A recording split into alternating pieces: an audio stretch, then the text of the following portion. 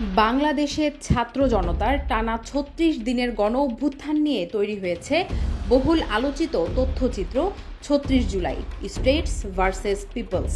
কিন্তু চাঞ্চল্যকর তথ্য হলো এই ডকুমেন্টারিটি এখন আর ভারতে দেখা যাচ্ছে না। ভারত সরকার এর উপর কার্যত নিষেধাজ্ঞা জারি করেছে। তথ্যচিত্রটির নির্মাতা কলকাতার প্রখ্যাত পরিচালক সৌমিত্র দস্তিদার। তিনি জানিয়েছেন ইউটিউবে এটি আর চালানো যাচ্ছে না। স্ক্রিনে ভেসে আসছে এই বার্তা।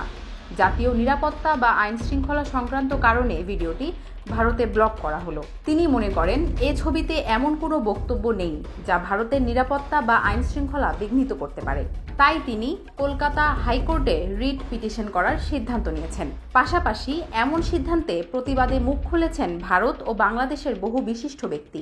চলচ্চিত্র পরিচালক শৈবাল মিত্র, শিক্ষাবিদ তনিকা সরকার সহ অনেকে বলছেন এটা মত প্রকাশের স্বাধীনতার উপর সরাসরি হস্তক্ষেপ। সম্প্রতি কলকাতার কলেজ স্ট্রিটে এক ঘরোয়া অনুষ্ঠানে ডকুমেন্টারিটি প্রদর্শিত হয়।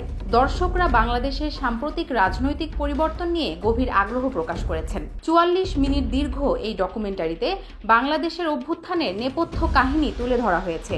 এতে আছেন বুদ্ধিজীবী বদরুদ্দিন উমর, সাংবাদিক তাসনিম খলিল, অভিনেত্রী কাজী নওশাবা আহমেদ, ছাত্রনেতা মেঘ মোল্লার বসু এবং আন্দোলনের কর্মী উমামা ফাতেমার সাক্ষাৎকার। সৌমিত্র জানান কাজটি সহজ ছিল না, তবুও তিনি চেষ্টা করেছেন সকল স্তরের মানুষের কণ্ঠস্বর তুলে ধরতে।